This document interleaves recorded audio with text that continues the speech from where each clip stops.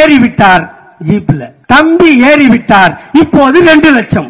வாயில் என்ன வைக்கிறது? திமுக அப்படி பயிற்சி கொடுத்துருக்கு. இதுதான் திராவிட முன்னேற்ற கழகம். ஒரு பெண்ணை நாய்ங்கிற வார்த்தை பயன்படுத்திருக்காரு. எதை தூக்கி வாயில வைக்கணும் எனக்கு புரியல. போய் உங்க பொண்டாட்டிட்ட கேளுங்க, இல்ல உங்க அக்கா தங்கிட்ட கேளுங்க, இல்ல உங்களுக்கு பொண்ணு இருந்தா பொண்ணுகிட்ட போய் கேளுங்க, உங்க அம்மாட்ட போய் கேளுங்க, யார் யாரெல்லாம் வந்தாங்க, யார் யாரெல்லாம் போனாங்க, எதை தூக்கி வாயில வச்சாங்கன்னு சொல்லி கேளுங்க. உங்களுக்கு அவங்க நல்ல பதில் கொடுப்பாங்க. இப்போ ஒரு அக்கா இன்னைக்கு ஆந்திராவுக்கு போய் அமித்ஷா கூப்பிட்டு காதுல 2 அறை வச்சு அமைச்சிருக்கிறான். மரியாதையா மூடின்னு ஒழுங்கா இருக்கணும், அங்க இங்கன்னு வாய திறந்த மகளை வெட்டி பொச்சிருவேன்னு சொல்லியிருக்கான் அமித்ஷா.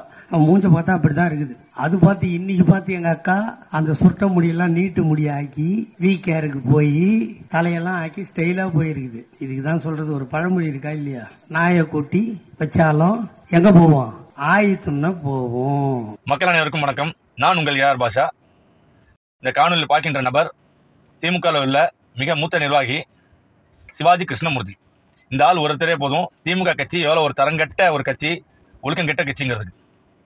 தமிழிசை அக்கா பாஜக மாநில தலைவராக 2 பருவம் இருந்திருக்காங்க. கவர்னர் பதவியில் இருந்தாங்க. மக்களுக்கு சேவை செய்யணும்னு சொல்லிட்டு கவர்னர் பதவியை ராஜினாமா பண்ணிட்டு வந்து தேர்தல் நின்றாங்க. ஒரு மருத்துவர், நிறைய குழந்தைகளுக்கு இலவசமாக ட்ரீட்மெண்ட் கொடுத்துருக்காங்க. நம்மளே பார்த்துருப்போம், நிறைய காணொலிகளில் பார்த்துருப்போம். எல்லாத்துக்கும் மேலே ஒரு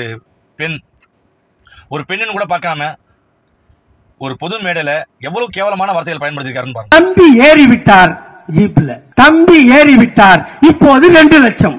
வாயில் என்ன வைக்கிறது? திமுக அப்படி பயிற்சி கொடுத்துருக்கு. இதுதான் திராவிட முன்னேற்ற கழகம்.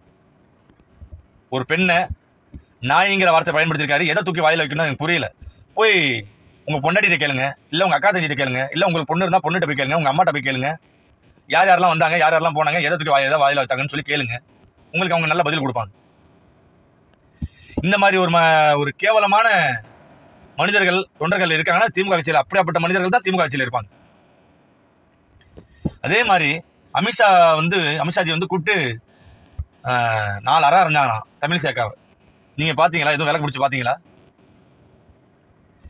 இவ்வளவு கோவத்திலையும் தரங்கெட்ட வார்த்தைகள் நாங்களாம் உங்களை விட கேவலமா எங்களுக்கு பேச தெரியும். பேச தெரியாமலாம் கிடையாது. உங்களோட அதிகமாக கெட்ட வார்த்தைகள் எங்களுக்கு பேச தெரியும்.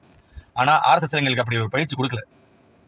ஏதாவது ஒரு பாஜக தலைவர்களை பார்க்க முடியுமா இது மாதிரி கெட்ட வார்த்தையிலையோ தரங்கெட்ட வார்த்தைகளோ பேசுறது நீங்க பார்க்க முடியுமா? அப்படி யாரும் பேச மாட்டாங்க. எங்களுக்கு அப்படி பயிற்சி கொடுக்கல. எவ்வளவுதான் கோவம் வந்தாலும் சுய ஒழுக்கத்தை விட்டு தவறான வார்த்தைகள் பேசக்கூடாதுங்கிறது தான் எங்களுக்கு பயிற்சி கொடுக்கப்பட்டிருக்கு. கண்டிப்பாக இந்த சிவாஜி கிருஷ்ணமூர்த்திங்கிற நபர் மீது முறையாக காவல்துறை அதிகாரியிடம் மனு கொடுத்து அவர் மீது வழக்கு பதிவு செய்வோம். அதே மாதிரி இந்த காணொலி பார்க்கின்ற ஒவ்வொரு காவி சொந்தங்கள்கிட்டும் ஒன்று சொல்லிக்க விரும்புகிறேன். தயவு செய்து தலைமையில் ஏதாவது ஒரு பிரச்சனைனா அவசரப்பட்டு நீங்க தவறான வார்த்தைகள் நம்ம பயன்படுத்தக்கூடாது. இன்னைக்கு கண்ட நாய்கள்லாம் பார்த்தீங்கன்னா நம்மளுடைய மூத்த நிர்வாகிகள் கேவலப்படுத்துறாங்க. இது தவறு. இன்னும் எதுவுமே பொறுமையை கடைப்பிடிங்க. பொறுமையா இருந்து நம்ம என்ன நடக்குது கொஞ்சம் வெயிட் பண்ணி பார்ப்போம். பாருங்க, நம்ம மாநில தலைவர் அண்ணன் அண்ணாமலை அவர்கள் எவ்வளவு அழகா போயிட்டு அக்கா அவர்களை சந்திச்சு, அக்கா உங்களுடைய அறிவுறுத்தலும் உங்களுடைய ஒத்துழைப்பு எங்களுக்கு வேணுங்க அப்படின்னு சொல்லிட்டு நம்ம மாநில தலைவர் பார்த்து கத்துக்கணும். அவர் தான் தலைவர். நன்றி, வணக்கம், ஜெயந்த்.